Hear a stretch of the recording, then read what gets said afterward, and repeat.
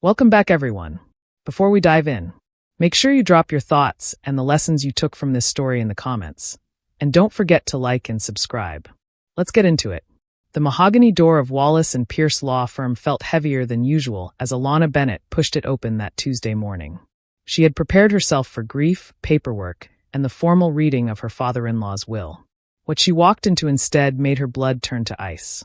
In the leather chair where she usually sat beside her husband during family meetings was another woman, elegant and perfectly composed in a cream dress that probably cost more than most people's rent. But it was not the woman that shattered Alana. It was her husband, Terrell, sitting beside her, cradling a baby in his arms and bouncing the child gently while whispering something that made the woman smile. The room fell completely silent. Every head turned toward Alana as she froze in the doorway, her black funeral dress suddenly feeling too tight, too formal, too much like armor she had not known she needed until this exact moment. The faint scent of leather and old paper pressed in on her, mixing with the flower arrangements from Leonard Bennett's funeral earlier that week. The baby let out a soft coo, oblivious to the explosion that had just gone off inside her chest.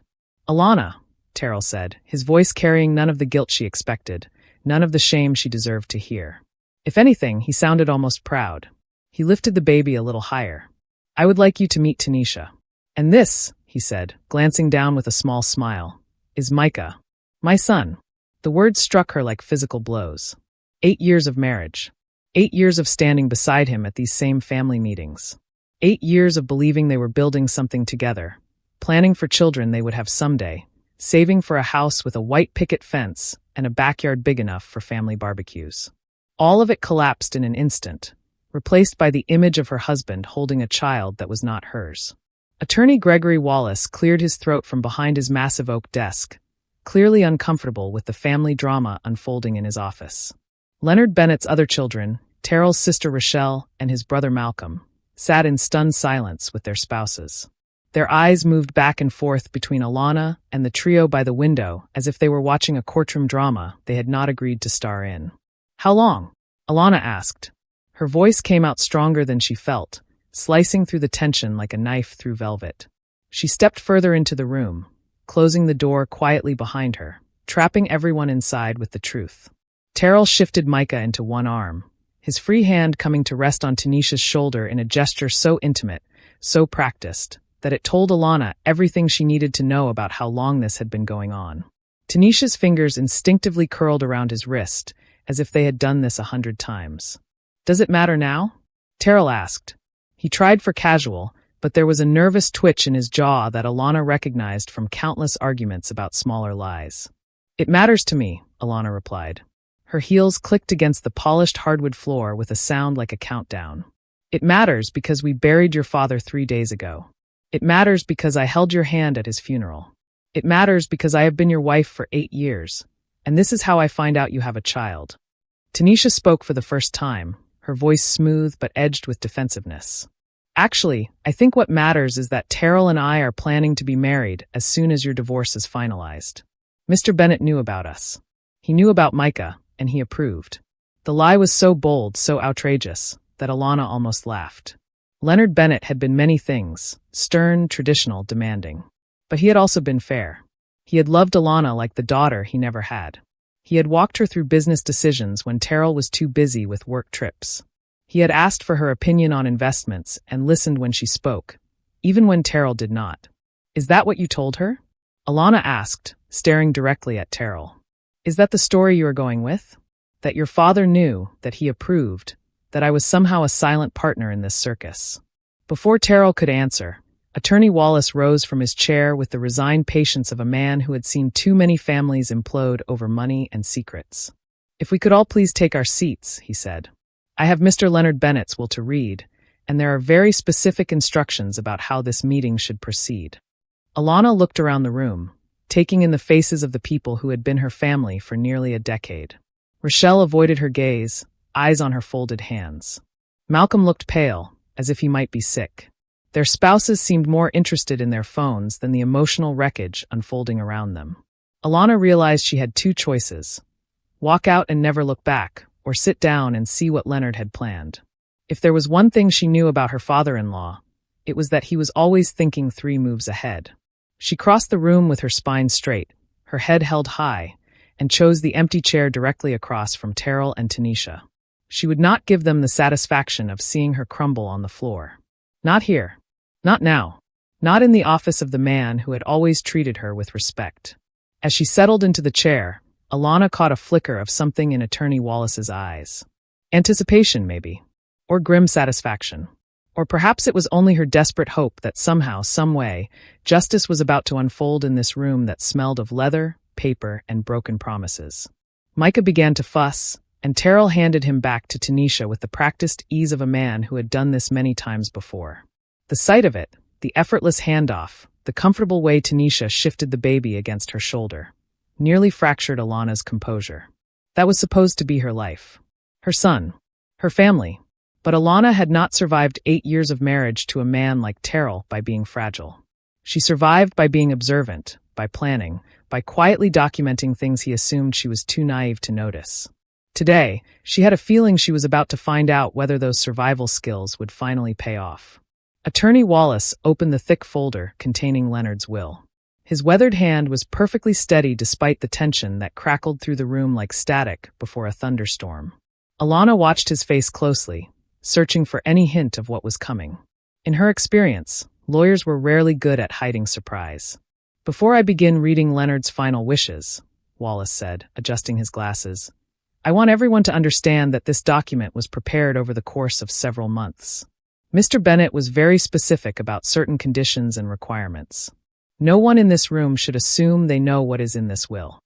Terrell leaned forward, still holding Tanisha's hand. "We all know he left everything to me," he said. "I am his only son. He made that clear my entire life." "Actually," Wallace replied, his tone sharp enough to cut through Terrell's arrogance, "your father was quite explicit that no one should make assumptions about his intentions." He began to read in the formal cadence of legal language, but Alana barely heard the boilerplate introduction. Her focus shifted again to the people around her. Rochelle's clenched jaw. Malcolm's restless tapping foot. Tanisha's subtle phone checks. "To my daughter-in-law, Alana Bennett, who has shown me the meaning of loyalty and grace," Wallace read. The room abruptly quieted. Even Micah stopped fussing. "I leave my personal library, including all first editions and manuscripts, valued at approximately $200,000. Alana's heart stumbled. Leonard's library was his sanctuary. He had spent 40 years collecting rare books, some signed by authors she had grown up admiring. More than once he had told her that the library was the story of his mind.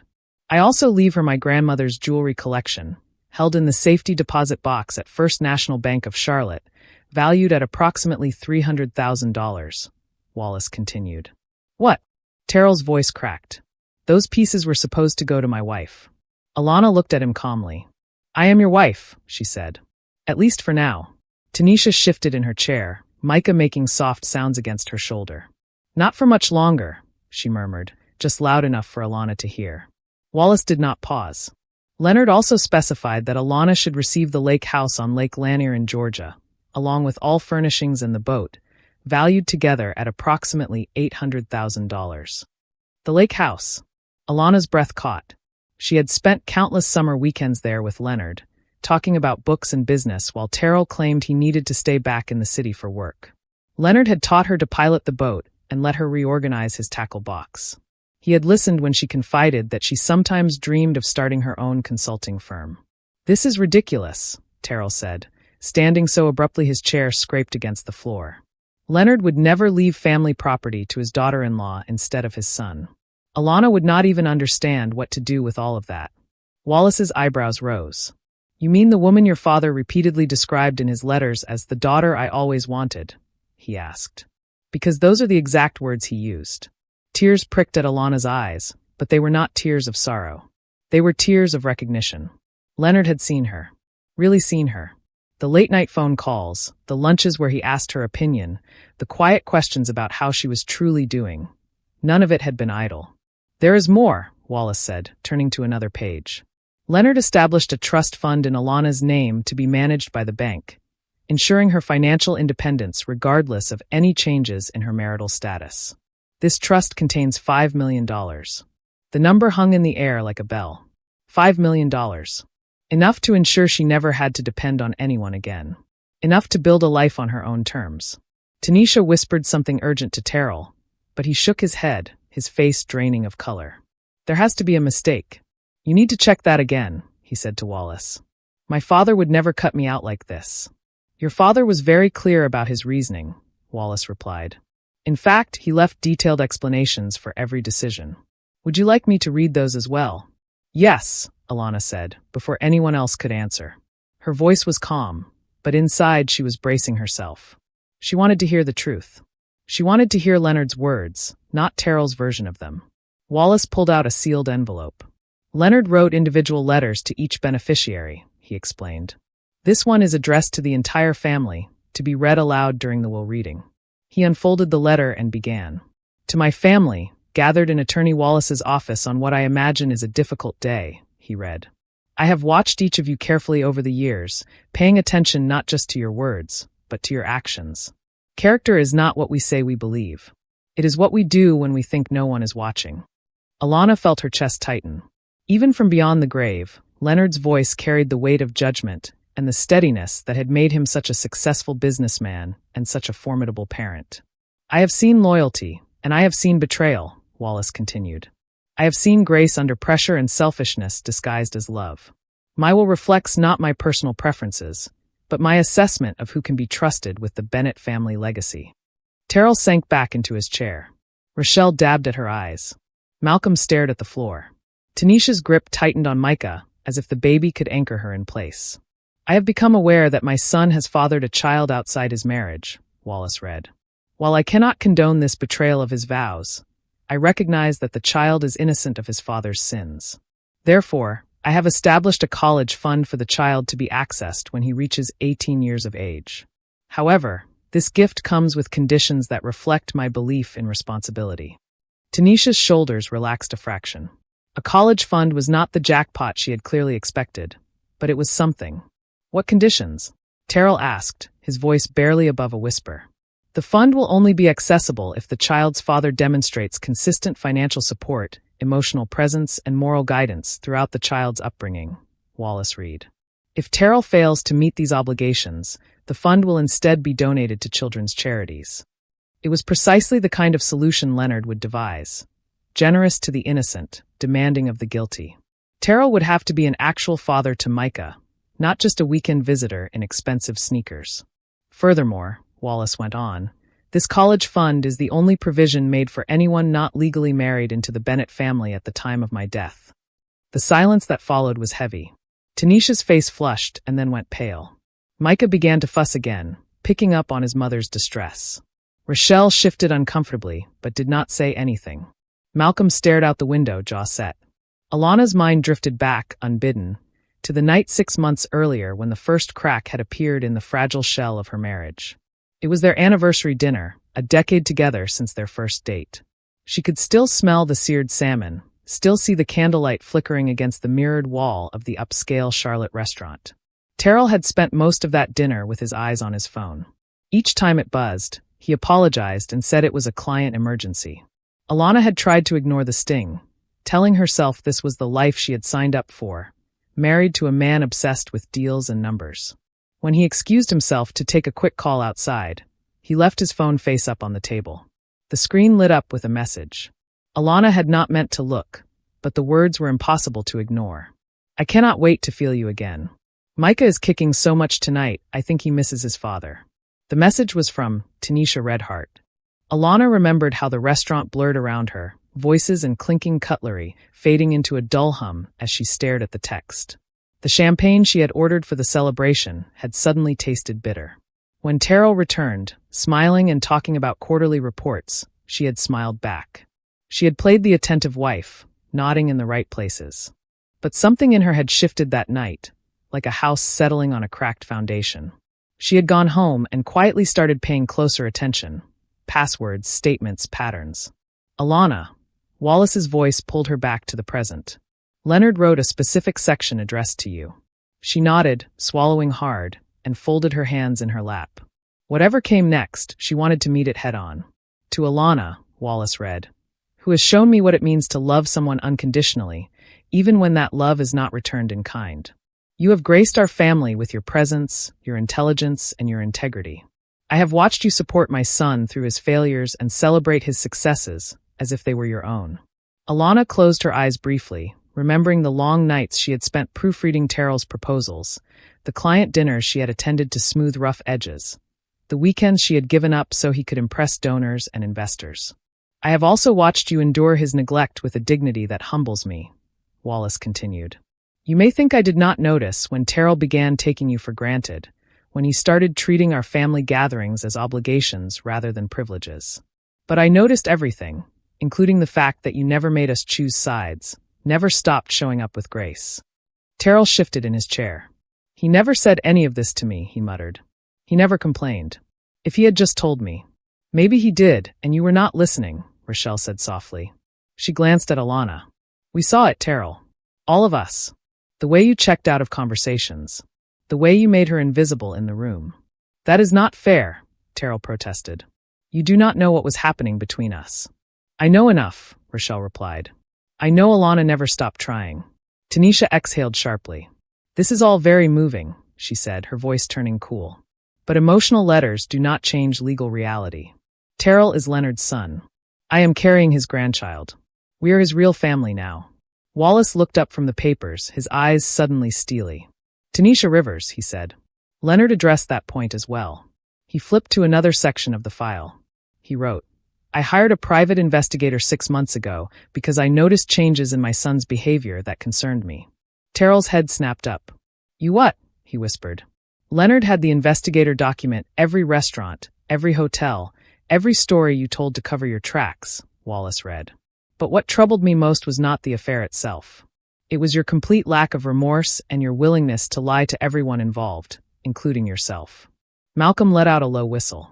A private investigator, he said. He really went that far. Wallace continued. I have recordings of our phone calls, Terrell. The one where you told me Alana had agreed to an amicable divorce. The one where you claimed she was having an affair with her boss, and you were the wronged party.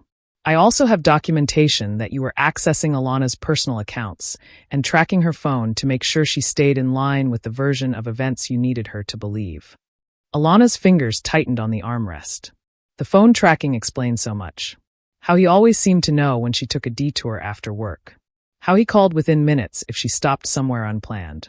She had assumed it was coincidence or intuition. It had been surveillance. This is not the man I raised, Wallace read from Leonard's letter. This is not the husband Alana deserved, and this is not the father I want shaping my grandson's understanding of manhood. However, I believe in redemption. People change when they are forced to see themselves clearly and face real consequences. So the remainder of my will is my final attempt to give Terrell one last chance to become the man he should have been all along. The room went still. Only the ticking of Wallace's antique clock and Micah's soft whimpers broke the silence. Alana felt the air tighten around them, as if the entire building were holding its breath. Wallace set the letter aside and picked up a thick legal document. Bennett and Associates is worth approximately $23 million, he said. Leonard's remaining personal assets total another $12 million. This inheritance could secure your family's future for generations, Terrell. But it comes with conditions. Terrell sat up straighter, a flicker of hope crossing his face. What kind of conditions? He asked. First, Wallace said, you must publicly acknowledge your extramarital affair and take full responsibility for your actions. This includes a written apology to be published in the Charlotte Herald, acknowledging the hurt you have caused your wife and your family. Terrell went pale. A public apology in the paper? He asked. That would destroy my reputation in this city. Your reputation began to crumble the moment you chose deceit, Rochelle said. At least this would be the truth on record. Second, Wallace continued, you must attend weekly marriage counseling sessions with Alana for the full 30-day period, demonstrating genuine effort to understand the impact of your actions. Terrell looked at Alana, his eyes searching. Would you even consider that? He asked quietly. Would you go to counseling with me? Alana studied him. For once, he looked uncertain instead of smug.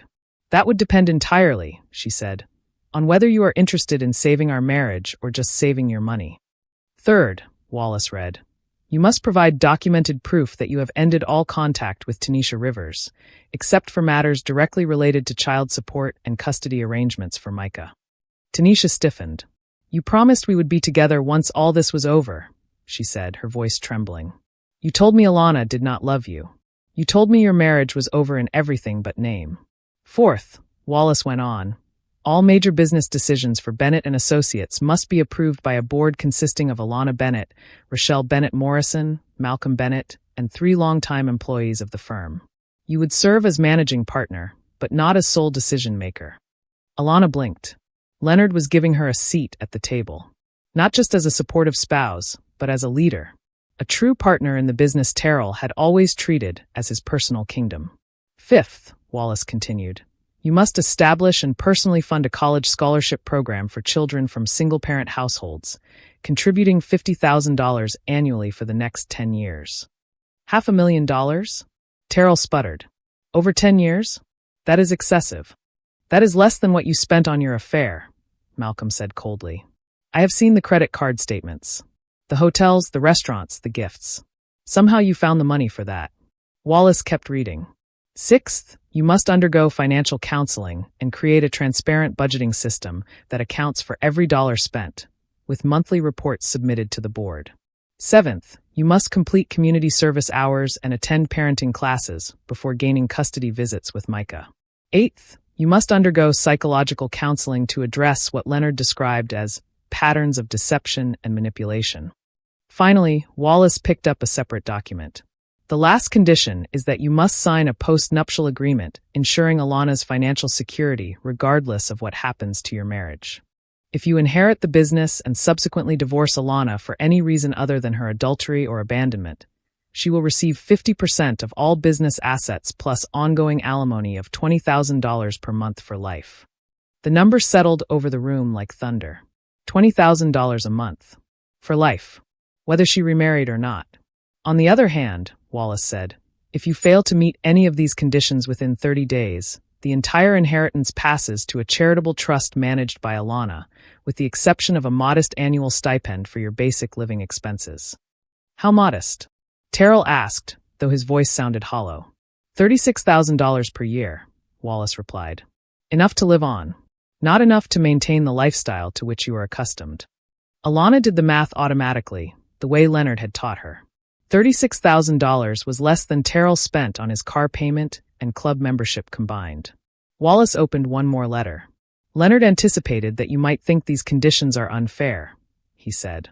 He wrote, Fairness is giving Alana 30 days to decide whether you deserve forgiveness. Fairness is offering you a chance to prove you can change instead of simply cutting you out of my will. Fairness is ensuring your son will be provided for regardless of your choices. If you see accountability as cruelty, you have already answered the question of whether you are ready for this responsibility. The faint ticking of the clock grew loud in the silence. Alana sat very still, aware that her entire life was being reshaped in this room. For the first time in months, she felt something like control returning to her. Terrell has until 5 o'clock today to decide whether he accepts these conditions, Wallace said. If he chooses not to accept them, the charitable trust takes effect immediately. I need to talk to Attorney Wallace privately, Alana said suddenly. Her voice cut through Terrell's stunned muttering. What are you planning? Terrell demanded.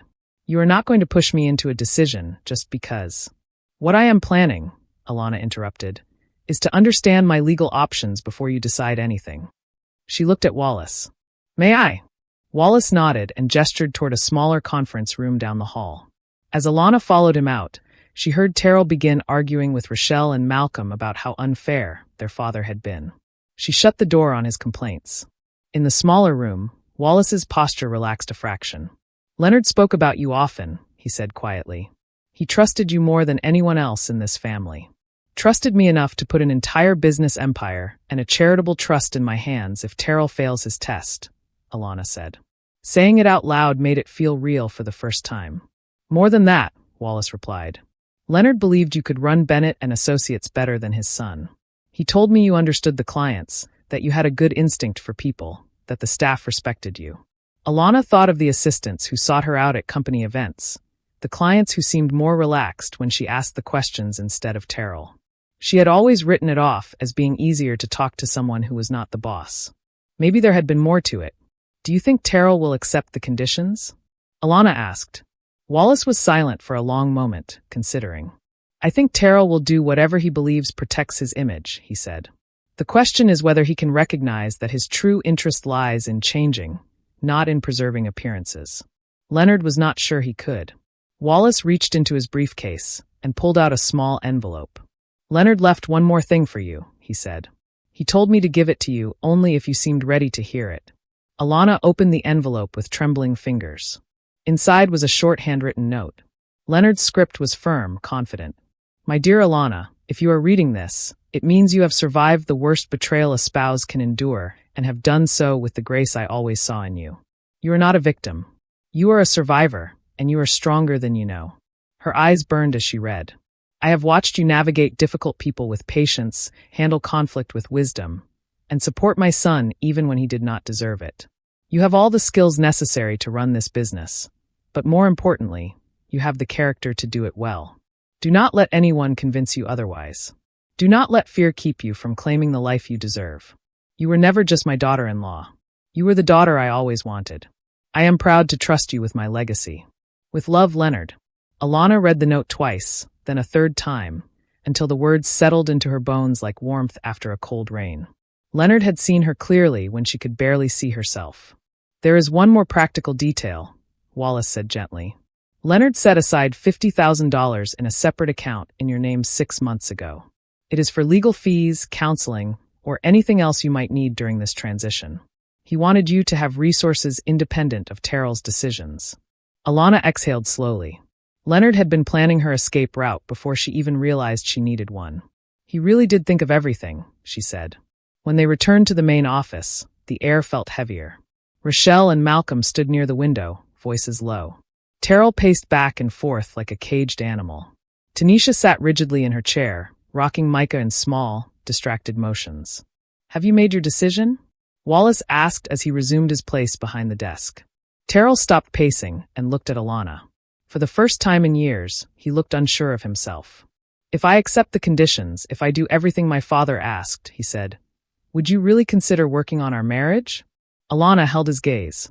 I would consider it, she said, but only if you accept the conditions for the right reasons. If you are doing it to keep the money, there is nothing to work on. How would I prove my motives? Terrell asked, his voice rising. You are making this impossible.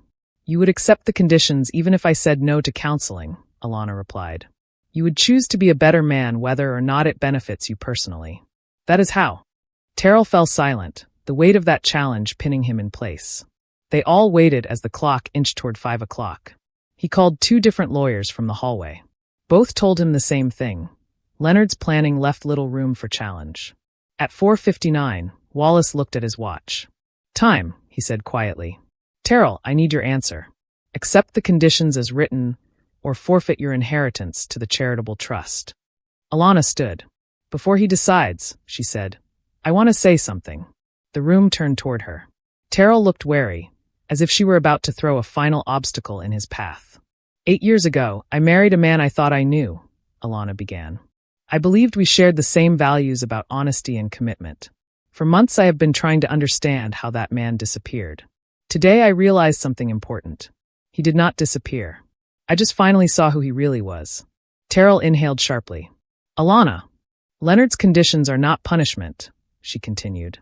They are an opportunity, a chance for you to become the man you should have been. If you cannot see that, then you have already made your choice. I am done begging you to choose us over your pride. She turned to Wallace. Whatever Terrell decides, I want to thank you for carrying out Leonard's wishes. I am ready to honor his legacy, whether that means supporting Terrell as he changes or taking responsibility for what he walked away from. Terrell stared at her as if she had become someone unrecognizable. You want me to fail, he said. You want me to reject the conditions so you can take everything. No, Alana said calmly. I want you to grow, but I am finally willing to accept it if you choose not to. Wallace folded his hands. Terrell, he said gently, I need your answer. Terrell looked at his sister, his brother, Tanisha, and finally at Alana. For a moment, hope and fear warred in his eyes. Then his shoulders sagged. I cannot do it, he said. I cannot put myself through that humiliation and surrender control. I am sorry, but I cannot accept those conditions. The sentence fell like a gavel. Wallace nodded once and made a note. Then, according to Leonard's will, The entire Bennett estate passes to the Bennett Family Charitable Trust, to be managed by Alana Bennett, effective immediately.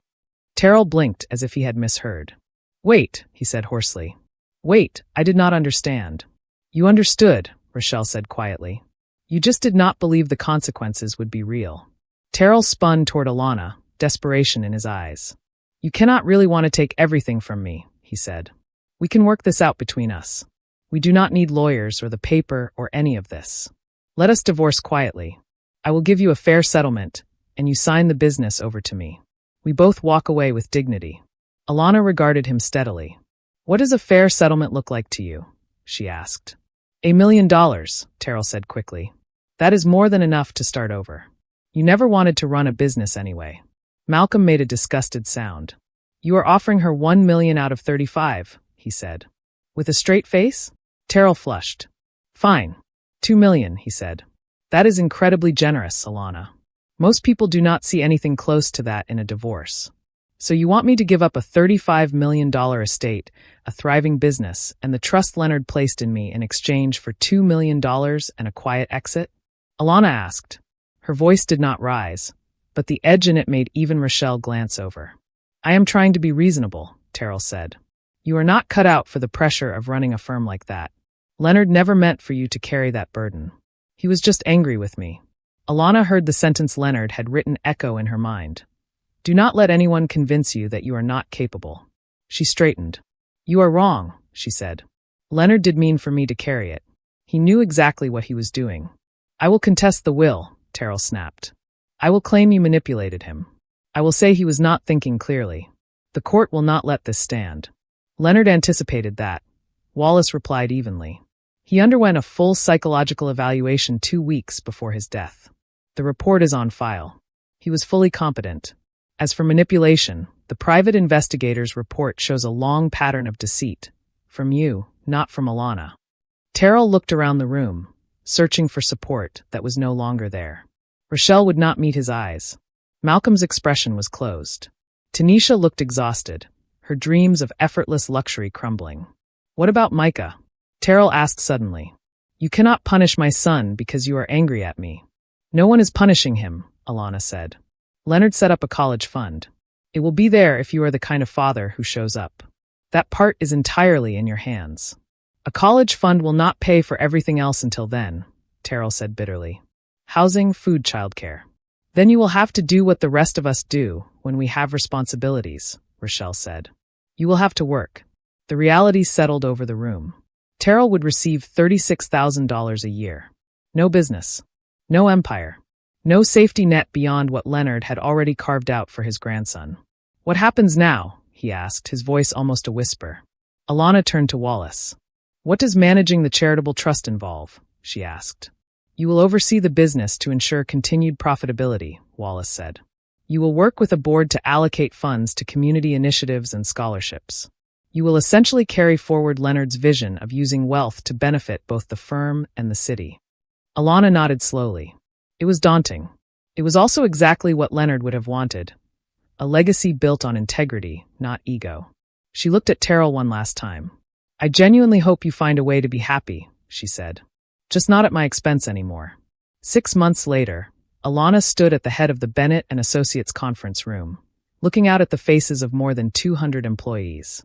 Through the floor-to-ceiling windows, the skyline of Charlotte glowed in the late afternoon light.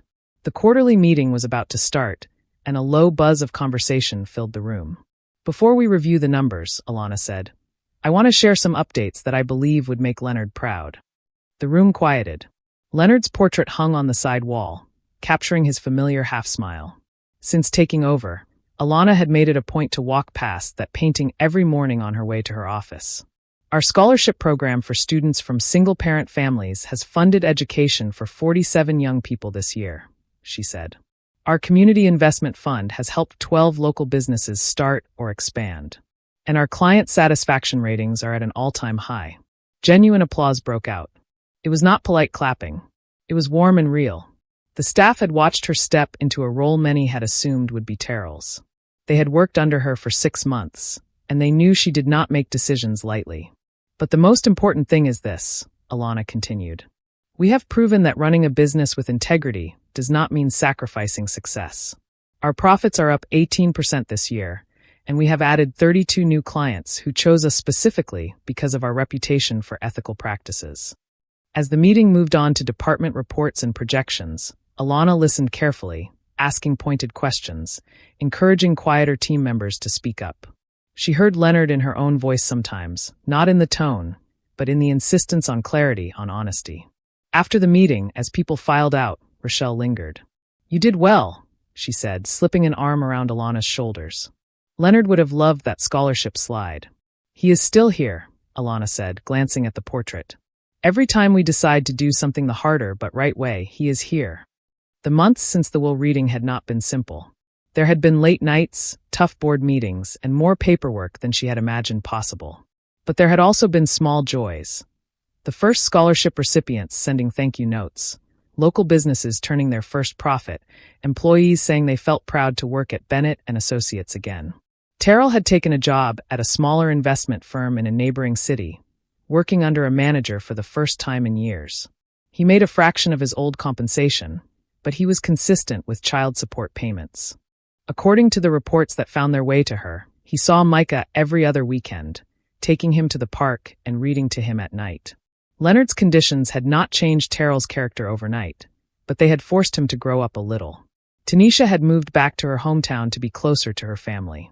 Co-parenting was logistically more difficult with the distance, but Alana suspected it was emotionally healthier for everyone involved. The last time she had heard Terrell speak about Tanisha, his tone had been respectful, even regretful. The divorce had been finalized quietly 3 months after the will reading. Terrell signed the papers with no grand speeches, no last-minute deals. Perhaps he finally understood that fighting Alana would only bring more of his past deeds into public view. That evening, after most of the staff had gone home, Alana remained in the conference room, looking up at Leonard's portrait. "Thank you," she said softly, as she often did when the building was quiet. Her phone buzzed. A text from an unknown number appeared on the screen. Normally she would have ignored it, but something made her open it. "Hi, Alana. This is Tanisha. I hope it is all right that I got your number from Terrell. I wanted to thank you for not fighting the college fund. I also wanted to say I am sorry for my part in what happened. You did not deserve any of that. I hope you are doing well." Alana stared at the message for a long moment. Old anger stirred, then faded. So much of her life had changed since that day in Wallace's office. She had no desire to go back and relive the worst parts. She typed back slowly. "Thank you for reaching out. I hope you and Micah are happy and healthy. That is what matters most." It was not quite forgiveness, but it was a kind of peace. The anger that had once fueled her was finally giving way to something steadier. Acceptance, purpose, and a cautious openness to whatever came next. As she gathered her things to leave, her assistant appeared at the door. "There is someone here to see you," she said. "He says he is from the community college about the scholarship program. Do you have a few minutes?" "Send him in," Alana said, setting her bag back on the table. A tall man in his early 40s stepped into the room, carrying a folder. His suit was neat but slightly rumpled, like he had been running between meetings all day. He had kind eyes and an easy, sincere smile. "Ms. Bennett," he said, offering his hand. "My name is Dr. Stephen Cole. I am from Central Carolina Community College. I work with the scholarship office, but I am actually here about something slightly different." "Nice to meet you, Dr. Cole," Alana said, shaking his hand. "How can I help you?" He sat when she gestured to a chair. "I run a nonprofit in partnership with the college," he explained. "We focus on helping people transition out of difficult life situations, divorce, job loss, family crises. I have been following the work you have done with the Bennett Family Charitable Trust, and I wondered if you might be interested in collaborating on a new program." "What kind of program?" Alana asked, intrigued despite herself.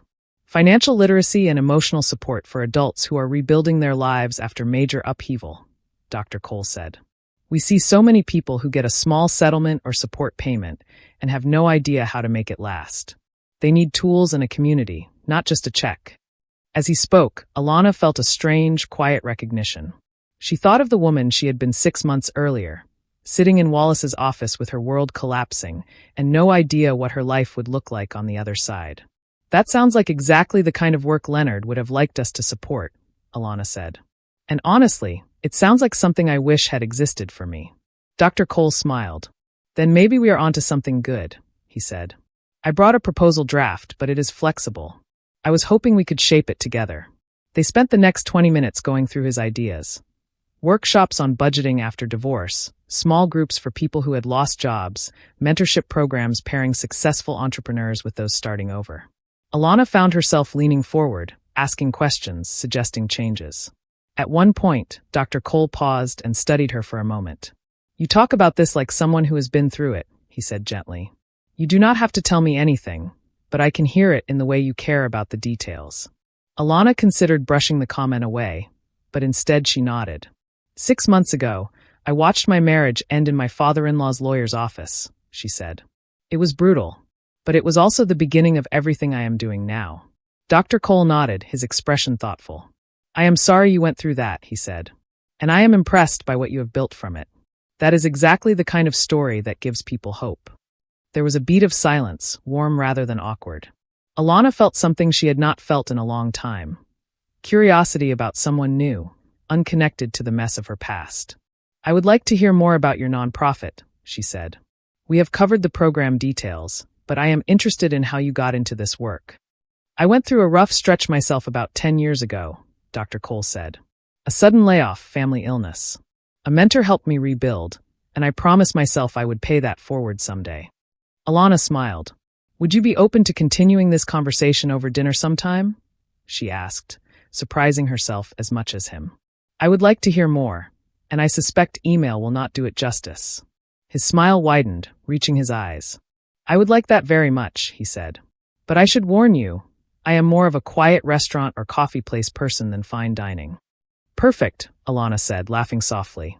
I have had enough of fancy restaurants for a lifetime. She walked him to the elevator after they exchanged contact information. In the reflective doors, she caught a glimpse of herself.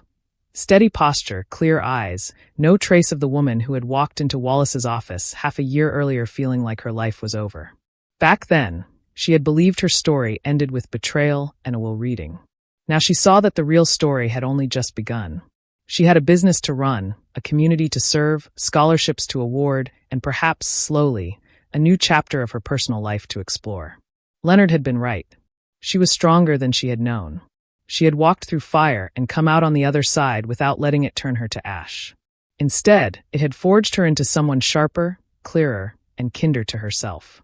As the elevator doors closed behind Dr. Cole, Alana stood for a moment in the quiet hallway, listening to the distant hum of office activity. Then she turned back toward her office, toward the files and plans and possibilities waiting on her desk. After years of living in the shadow of someone else's choices, she was finally living by her own. If you enjoyed this story, please like, comment, and share this video with your friends. Subscribe and turn on the notification bell so you never miss a powerful story drop.